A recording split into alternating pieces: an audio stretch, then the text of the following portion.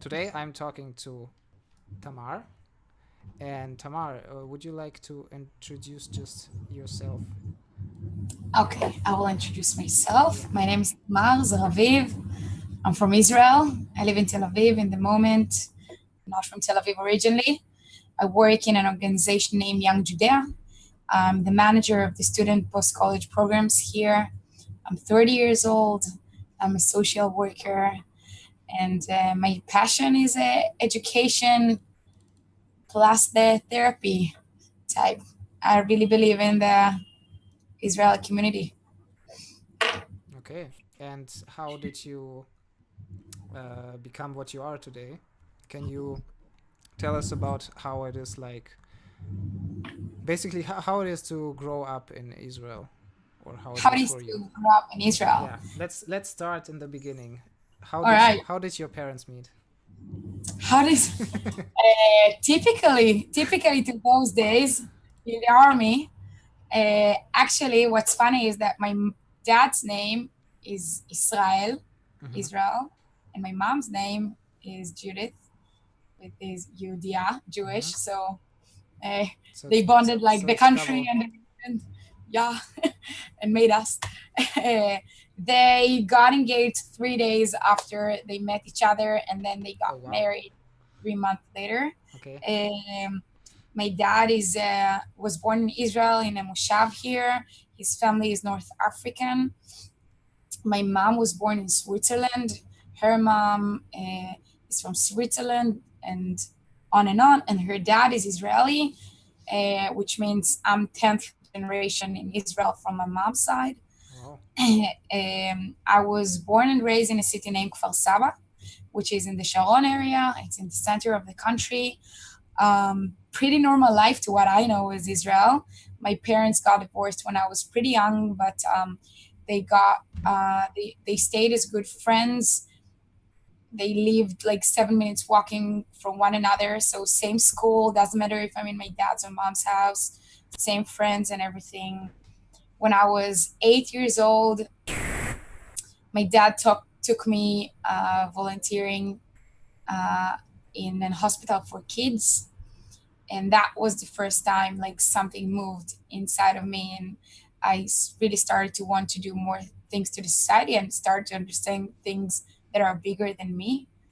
And it's the first time you hear that, huh?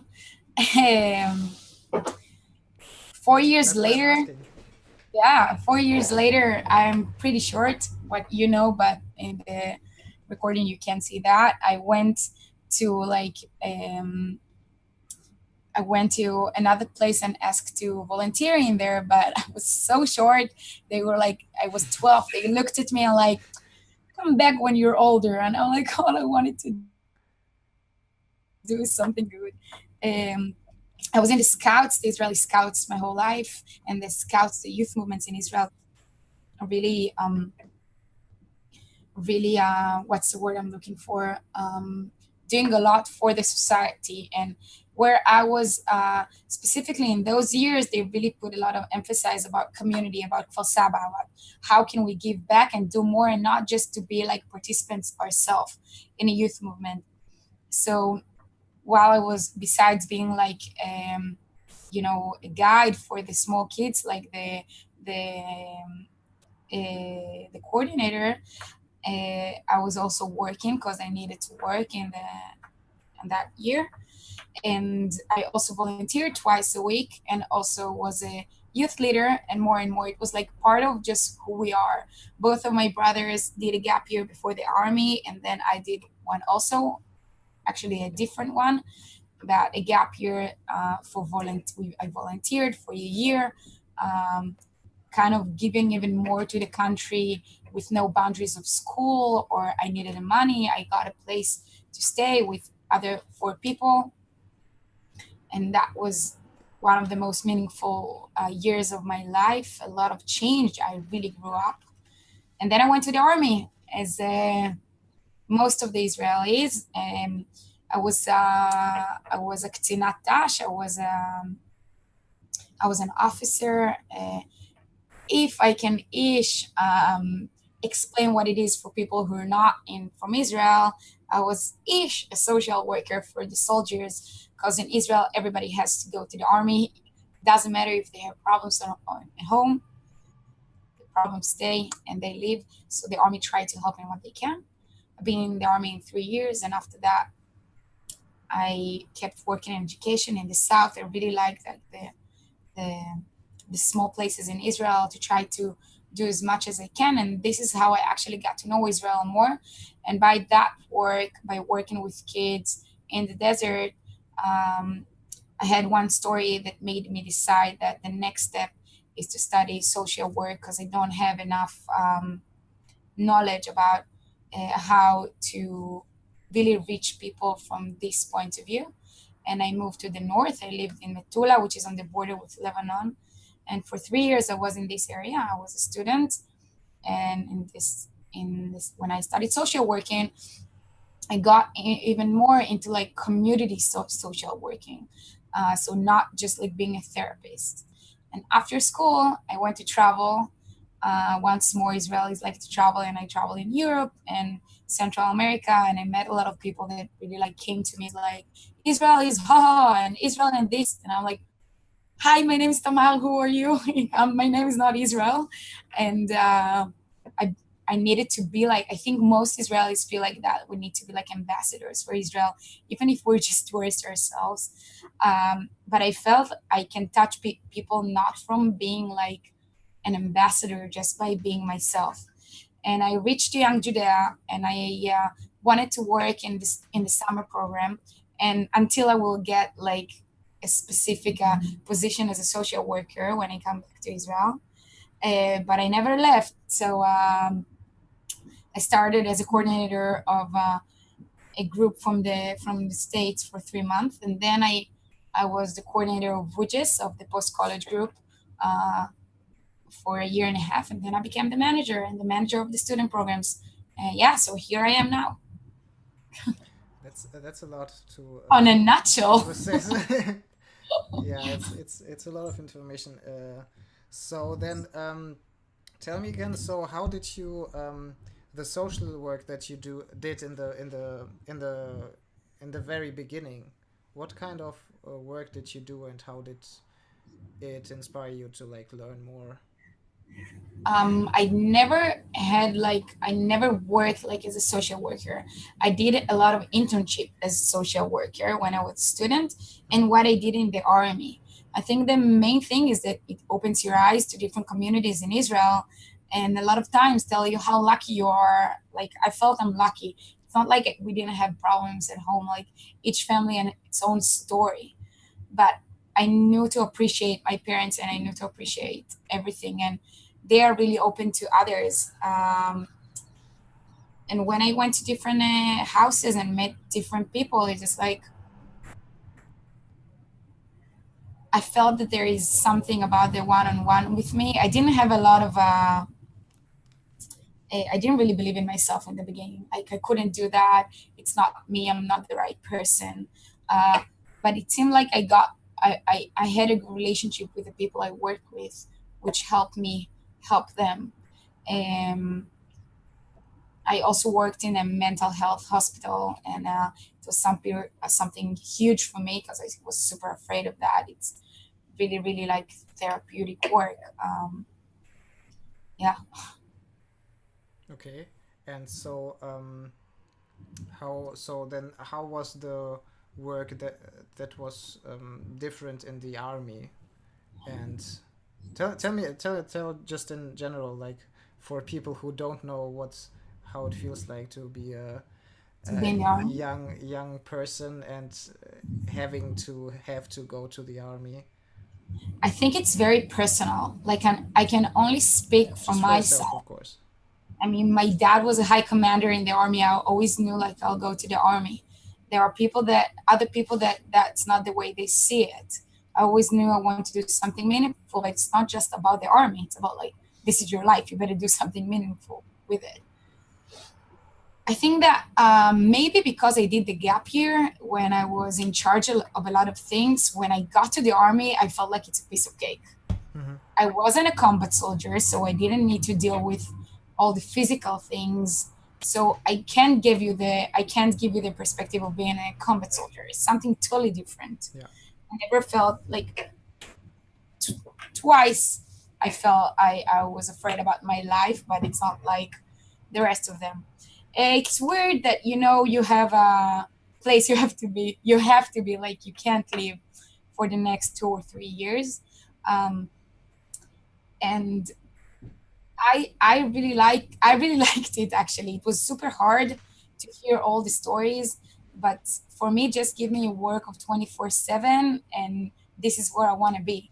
One of the biggest thing I got from the army was the fact that in my first job, I got to know a lot of Druze people Mm-hmm. from the Druze villages in the north. Like I didn't know much about them. I didn't know anyone in specific, and a lot of the soldiers in my base were from the different villages. I just became such a good friend of them that they called me Dru's mama. And each time they brought food from their parents, they used to call me like, "Come quickly before it ends." Everybody know the Druze food in Israel is the best. Just open you to Israel. Like you were born in one place, you were raised in the same place. Come meet the actual Israel society. For people that is hard for them, for people that had to stay home, it's much harder. Or for people that it's hard for them to get orders, let's say, from others, it's also really hard. I I actually didn't. I did some problems in the army in the beginning because Tell me all about it. all about it. I think my first commander didn't finish her role in my base because of me. I just felt like the soldiers that we're supposed to give like the best treatment we can doesn't get that, and that was because of the staff.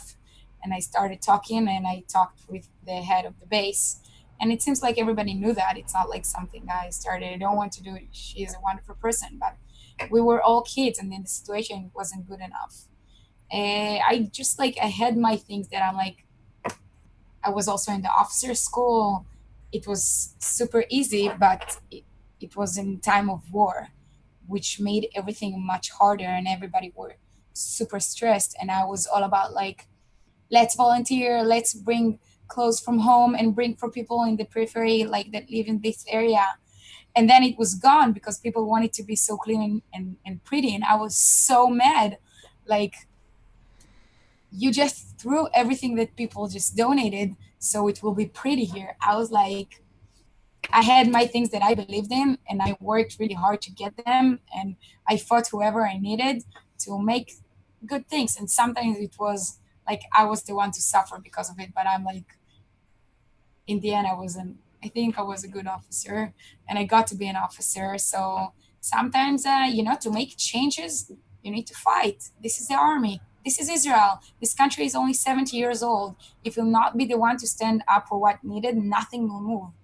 So this is just the way I saw it then. This is the way I see it now. Israel is people. The people will not do anything. Nothing will happen. Mm-hmm. So again, a lot of information at the same time. I Um, talk much. This is me. no, it's okay. It's good because I want to know like how is it like because you said it yourself. How is it to be still a kid and but having to be a soldier? I didn't feel like a kid. Like I'm specifically, I just finished a gap year. I was almost 20. In the gap year, I was in charge of 120 other kids. We went to travel with them. If something happened to them, it was on my shoulders. Mm-hmm. So when I got into the army, when your officer is your age, you don't feel like a kid. You felt like you're the older one because your officer is your age. Sure, but So you're still now we're around 18 and 27, we're 20. 30. Now we see it like they are kids. Yeah, When we're young, we don't feel like that. that's okay. Okay. But okay. So do you think so? How does it like psychologically affected you to like of course again just for you but in general, I feel like a country where people have to go to the army, where everyone has to go to the army, it will produce different people than Yeah, for a sure. country I that think doesn't have this kind of mandatory it service. goes. I think it goes to three like main ways. Like for some people, you grow up. It's a time. It's a very crucial time. You're between, let's say, 18 to 22, depends what, how old were you when you started. But this is the fact you finish high school and you're 18 doesn't make you an adult. No. Still a teenager. So it's like stepping up in being an adult because you have to take care of yourself. Your mom will not call, at least on my time, you're not call your commander. Mm-hmm. This is first. The second, it gives a lot of opportunities. A lot of people that didn't have opportunities before in their life, they didn't have they didn't finish like high school or anything else. The army gives that, and a lot of people know that. For some people, it's the first time they can actually work. And some places in the army, if you got this specific role, your life is like everybody knew you were there. Everybody will want to hire you. But for some people, it's not like that. Some people get trauma. Some people don't finish the army. Some people don't finish the army at all. They just not with us. And some people, PTSD or anything else, things happen. I wasn't a combat soldier, but a lot of the people I believe has that, or were in different situation in their life they never thought they're gonna be. Like I know someone that, we saw one of his friend, like he got something here in his neck, and then he just like put his finger inside so the blood will not go out. Like nobody thought like this is how you will be with your friends. Um, I think that as the years go by, we talk more and more about that, which helps also. Um, but once again, I understand you're not from here, but like this is what we know. Like this is not like I don't feel it's like my punish. It's like it's not a punishment. It's This is how we live here. A lot of people like super waiting to get to the army. Like yeah, finally. Think about it, like people that didn't find their place in high school, they can find their place in the army. Mm-hmm. So, and how are the places? How do they differ? Because you say like you haven't been you weren't a combat soldier. So what kind of different branches are there?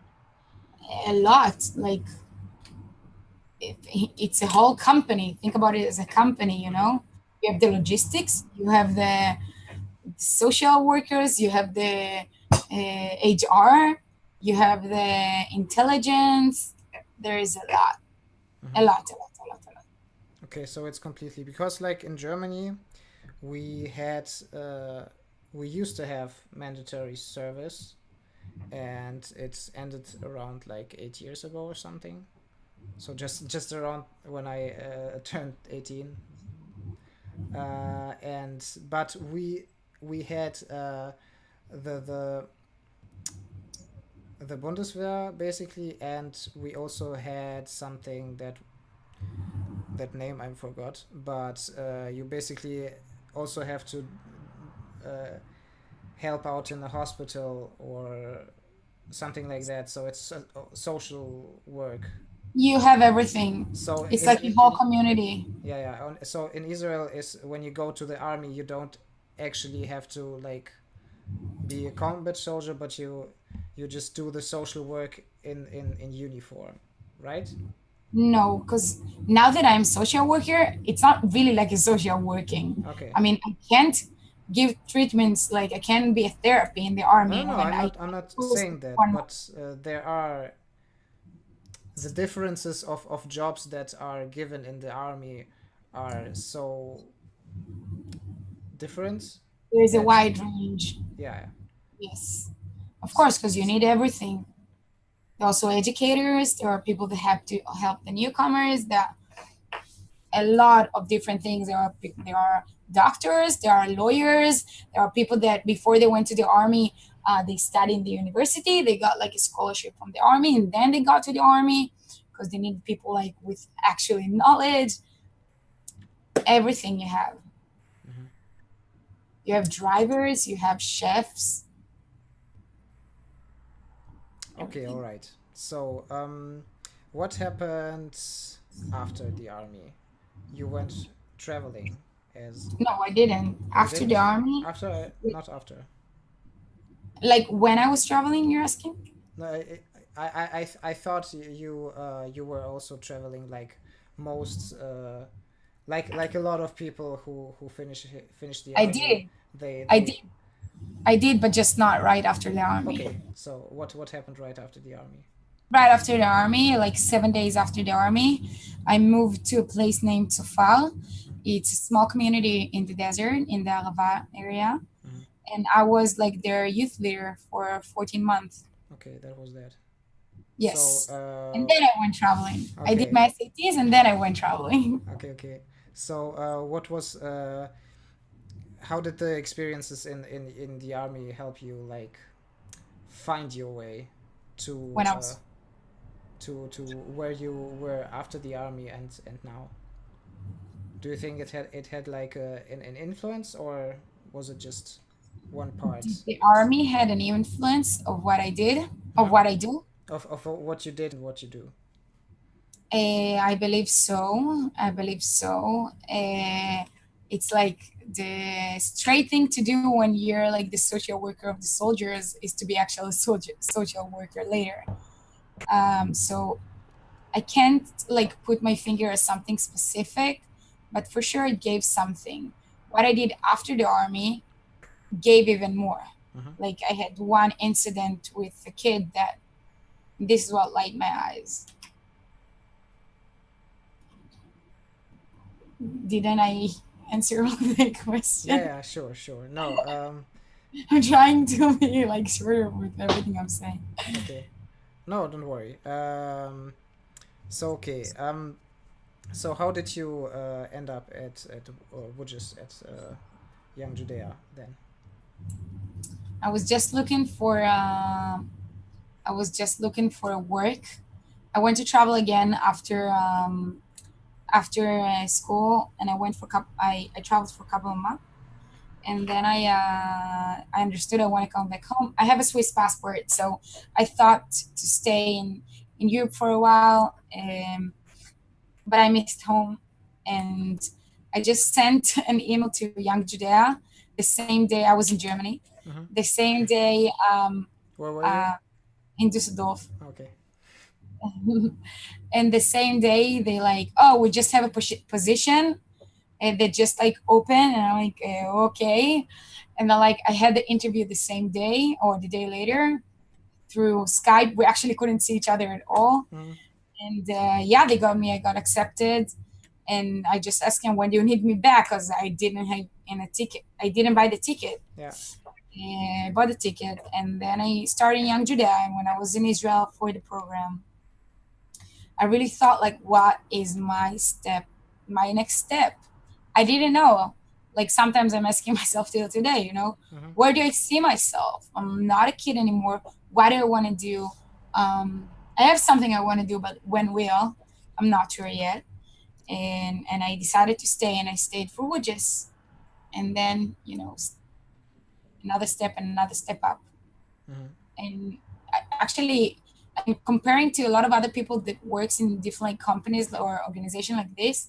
I never did like a shlichut in another country. What is I that? was never shlichut is like when I with delegation, to another country to work in a Jewish community. Mm-hmm.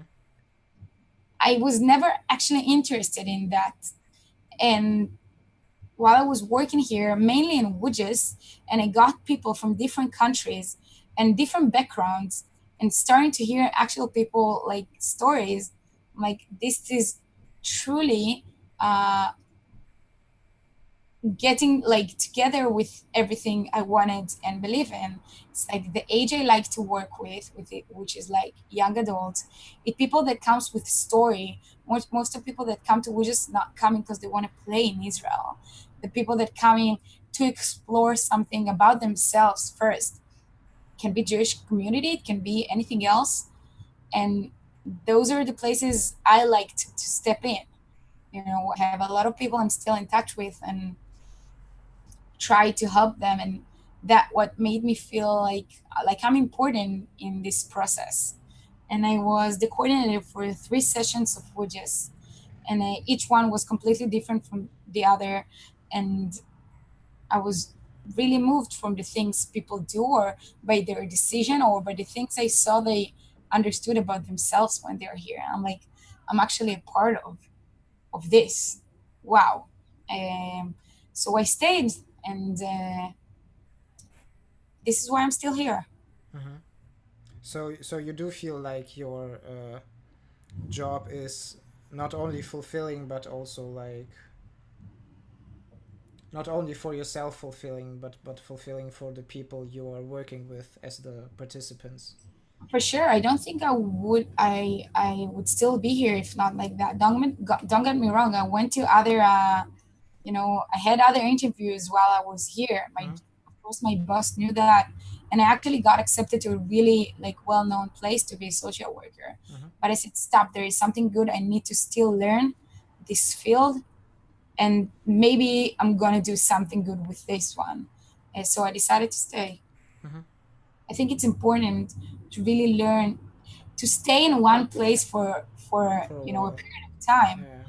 It takes time until you understand what's going on, and still I still learning much. Mm-hmm. Gladly for WUJS, it's not just from one country, so I get to actually know there are so many different stories. Yeah. It's amazing. No, it's great. And so do you? Okay. So a lot of people are coming like to find the Jewish identity basically. It was also like a little bit for me like this because I wanted to like find out what's this Israel place everyone keeps talking about. Uh, and Such a tiny dot, and everybody talking about it. yeah, crazy, right? It's on the news 24/7.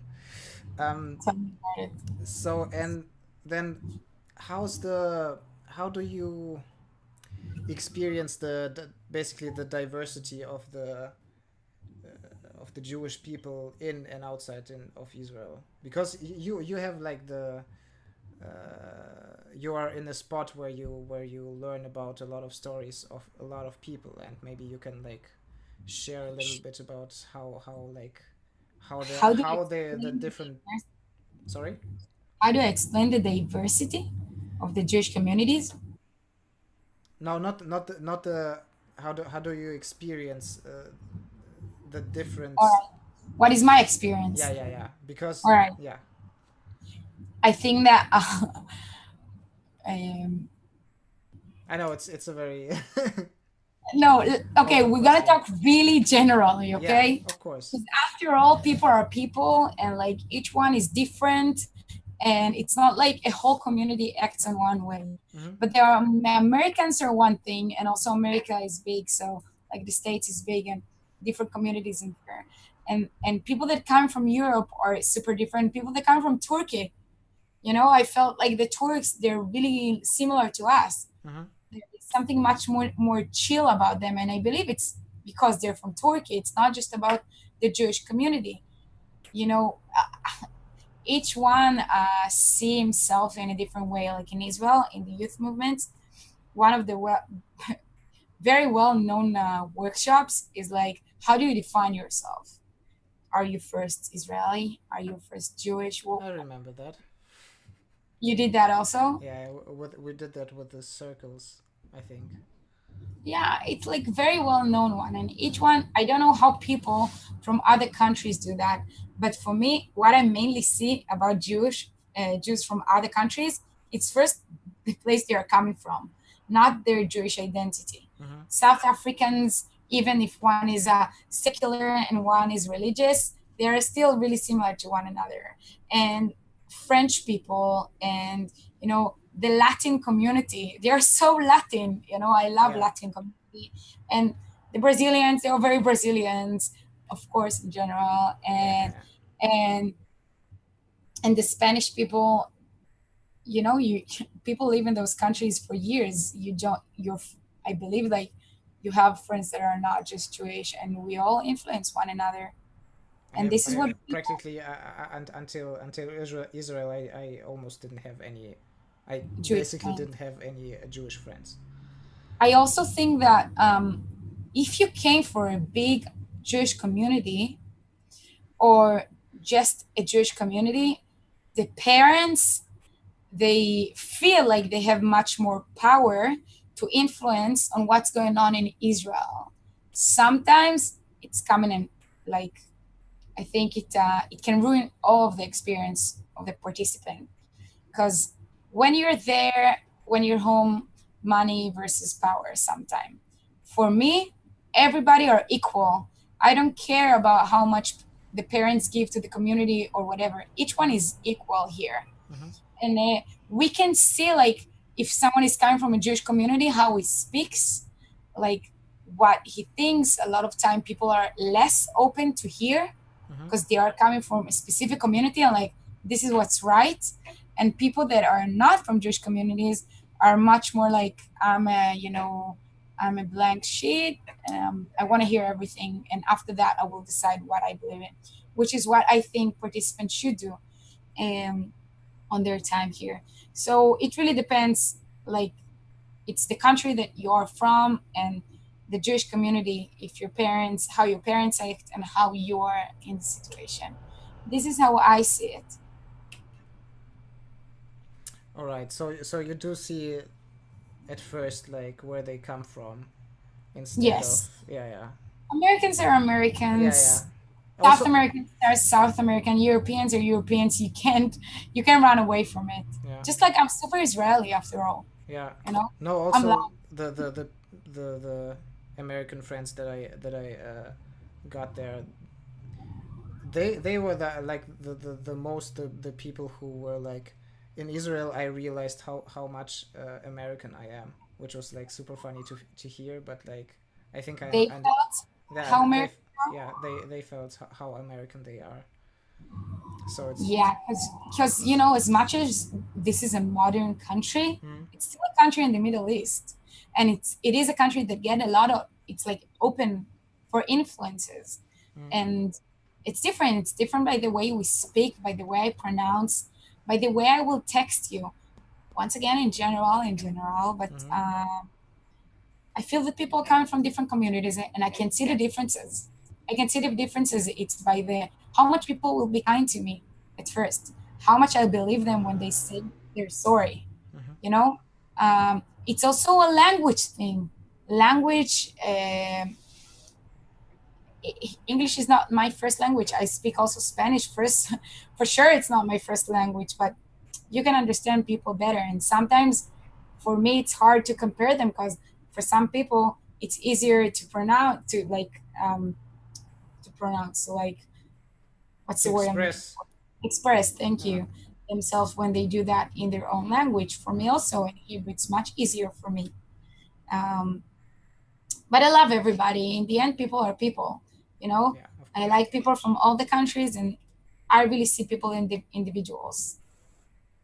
It really opened me up to the communities and to what is the experience to be a Jew outside of Israel. My mom made Aliyah when she was 7. She doesn't even remember. Mm-hmm. Like we will not, as Israeli, we will not understand that all the way because for us, we're Jewish because we're Jewish. Everybody's Jewish, Mm-hmm. even Yeah, though not everybody is Jewish.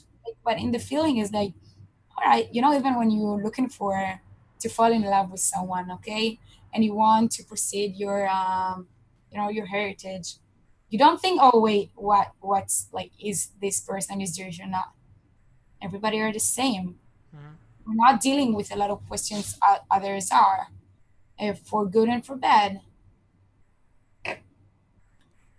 Yeah. And so how do you see then the the diversity inside of Israel, because in Israel everyone like from all around the world is coming to Israel, and they get all of those influences, as you said, people from America, from Brazil, from Russia, from Germany, and they all built up that country somehow. Yeah, somehow. Yeah, Talking basically. with the hands. Yeah, and so how does that work? Like in general, I still feel like I haven't quite grasped how the society really works, but I had like a lot of like conversations with people, and they were talking about the Russian Jews and the American Jews and those Jews, and it's like it's still like a lot of separate but but equal groups. Everything's fine in Germany, don't worry. It's safer in Israel. Is it? This is how I feel. Okay. Maybe you're just afraid of Germans. But Germans, come on. they're fine people. Actually, I have a lot of good German friends, so don't say that. Yeah. I came to Düsseldorf to meet a friend. Oh, that's nice. Yeah. How did And she's how not. did you like Düsseldorf? What? How did you like Düsseldorf? I I did. have never been to Düsseldorf. For me, it was a quite a bit boring, but kilo. Wait. For me, you asked me. Yeah, of Yeah, course. it was nice, like one day place, let's say. Okay. I needed to go to Cologne, like I didn't, but I yeah. didn't. But Well, I love my friend, so it was good to go there. And she's exactly. supposed to come to Israel. Um, Back to and the now question. I don't really know how to answer your question because I'm not sure I understood it. It's okay. So if you think about a country, let's say Germany. So in Germany, for the most part, there have been Germans and also a few other people, Phew, and now phew. some more. Now some more. That's another topic. Okay. But in Israel, there have been Israels like Alice? Israelis, and then Jews from all around the world, and Yes, also Arabs, true. and also Jews, and also Christians all. and more. Yeah. In Arabs, I mean like the whole. Um, and like, of course, Israel is a Jewish state, and but still, like the different groups seem to be so different, and you can feel talking to them that they are okay. Also, you hear it, to be fair, but you see the influence of their like not home Of course. country but country from before, and Okay. uh, and I lost the train of thought. What did I want to ask? Uh, You wanted to ask how does it comes together? yeah, in a way, because like I said, it feels like there's the communities are so different, and the people are so different in how they were brought up and how they behave, but still they are. I'm talking about the Jews specifically. They are under this umbrella of being Jewish Israelites, and like how does that actually work? Because Yeah. I still don't understand how it does. We call it like the Israeli melting pot. Mm-hmm. Like when people got here and you had to put everybody in one pot and to melt it into one society. The truth, it's not there yet, you know? And it will take a while. It's just 70 years. 70 years, it's more than 70 years, but you understood what I said, what I Mm-hmm. wanted to say. Um, I think it's a process. And I think We don't need to create a melting pot, because if you create melting pot and you create just one unique, but just one thing, you lose all the uniqueness of Israel. What's unique about this country is that our parents came from different places. Is that I'm Swiss, I'm Algerian, but I'm also 10th generation in Israel. And yeah, I don't look like my Swiss mom, but this is still You look who very Swiss. you think I look You Swiss? look very Swiss. You could, Really? yeah, you could be like a uh, like more of the Italian side, basically, Yes. People tell me. so that you're not blonde, basically, because you aren't. So, but you, My mom isn't blonde also, but oh, well, you see. So, yeah, people think I'm from Spain usually. Even when I was in Morocco, they didn't think I'm Moroccan. They thought I'm Spanish. I'm like, interesting. yeah, Um, when people but see me, they just think I'm an idiot. So, it's like reading here. um, what do I think about that? I think that this is what's unique about this country, that people bring the, the, I'm not sure about the word. I wanna look for it. mhm. Wait. Look at us, no, speaking Yes, English. using Google. All right. The fragrances. Fragrances. Yes, Fragrances. Okay. smells Yeah. um, of the kitchen. You lived here for 5 months. You know how much we like. It's not like the eating is how much we like food. Mhm. Like food became like a thing Yeah. that you bring.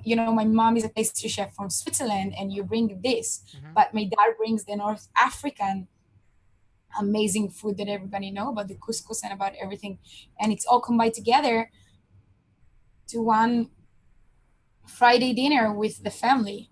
And I go to another friend that she's Egyptian and Moroccan, and they do this mix, and to another friend. But these days, when we're in modern world, people are putting it on into the modern. Like a lot of the restaurants are taking like what our grandmas used to cook at home and make it modern.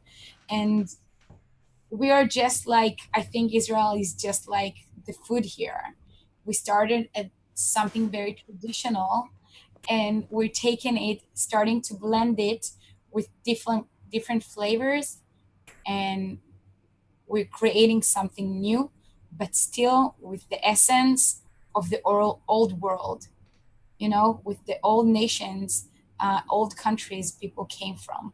We don't want to erase uh, um, we don't want to erase like the oh sorry, what people the houses that people came from. um, we want just to make sure they have a new one here. We're creating a new identity together. Once again, it's what I know. Mhm. When No, of course. my neighbors, when I was growing up, he was Russian, she was Israeli, and the Ethiopians that came in the 80s stayed lived in my neighborhood, and I was so in love with one of them when I was a kid. I thought he's like the prettiest guy I saw, and was the first like dark kid I saw ever. Mhm. And like we see everything, and it just becomes something very normal in society. But once again, it really depends where you are. When we were kids, the first question we used to ask one another is where your family is from. And my parents used to hate that, like, who cares, Mhm. you're Israelis. And I think as the years go by, we don't care. We care only like about the good things that comes with it. But still, it's still in the society, like the Ashkenaz versus the Sephardic, and how the Sephardic feels towards the Ashkenaz. I really feel I'm not in there just because I'm a combination, and my last name doesn't like give where my family from, because it's a combination of two words in Hebrew. So I'm in a way in the middle, and I just, if I look on the society from the outside. There are still bridges we need to build, but we are on our way there. All right, that's an answer. Yeah, but I got an answer after all. yeah. No, it's all right. But yeah, it's a complicated question because I mean, when I came to Israel, I did not expect what I got.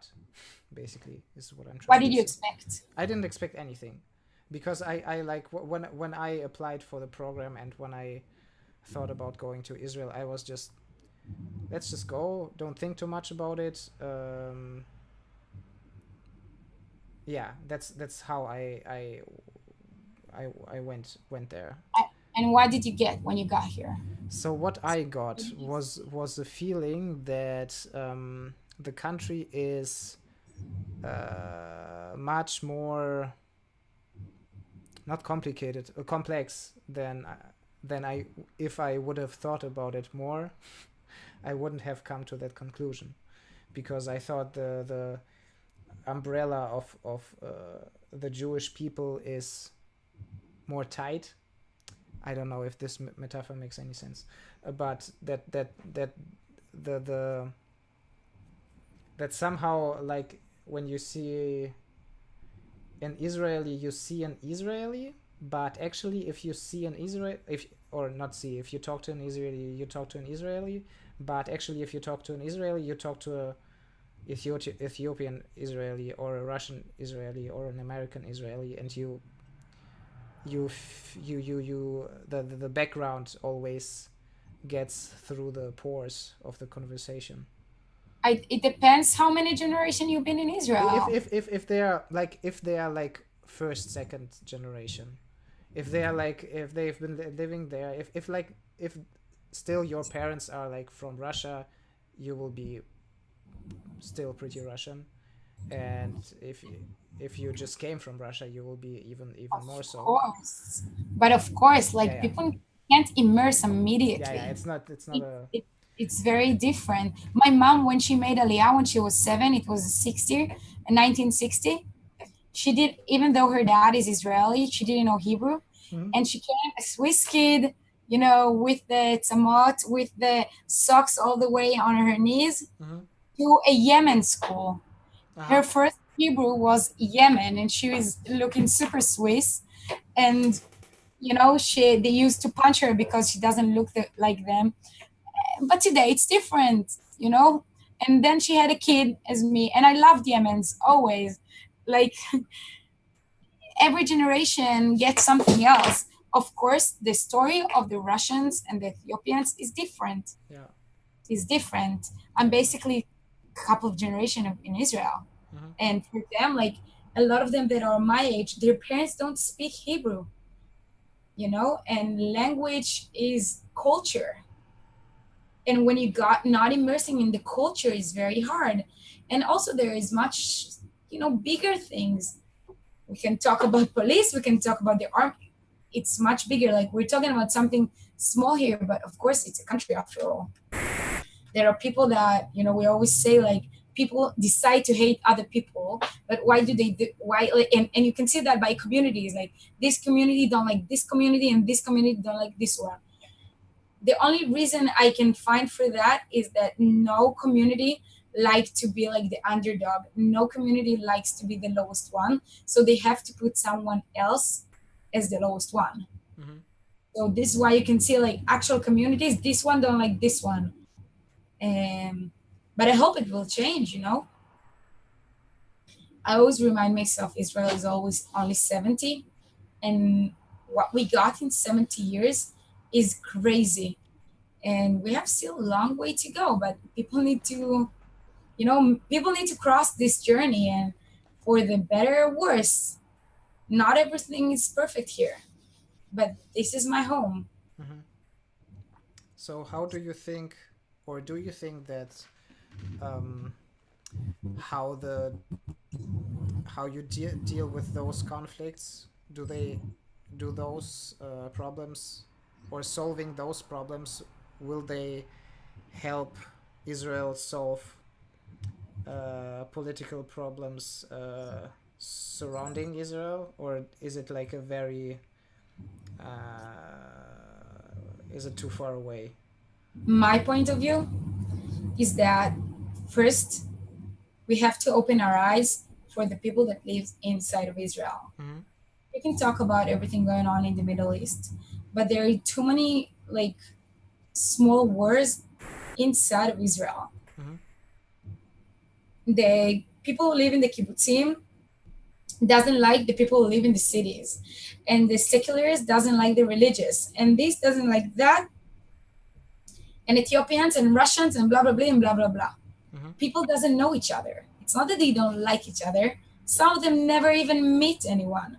They're talking what their parents speak, but a lot of people never met anything that is, something that is different from them. I think my point of view that if around the ages 14, 15, they're gonna like each Israeli kid will go to a seminar where when in this seminar he gets to meet people one on one, not like in a whole concert show, one on one, small sessions of 10 people that in the sessions they get to know other people. Things here first gonna be different, and the things that gonna be in the country are going to influence also outside to the Jews in the diaspora and to our neighbors. This is what I think. But things that happens with our neighbors, not just on us, but it's just like another way to get closer to peace. Mm-hmm. All right. So I wanted to ask another more complicated question about about identity.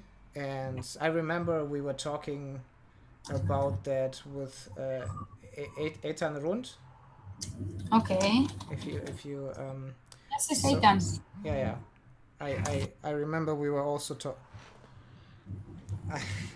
I remember that last question. Okay, so about the identity and how, like, again, you said right now how the people are sometimes not talking to each other, sometimes even don't even like each other, and how is your job, is your what you're doing, how is it like connected to Zionism? And how does it connect to Zionism? Yeah. It is Zionism. Or yeah, exactly. That's why I'm asking. It's connecting the Jews in the diaspora to this country. Mm-hmm.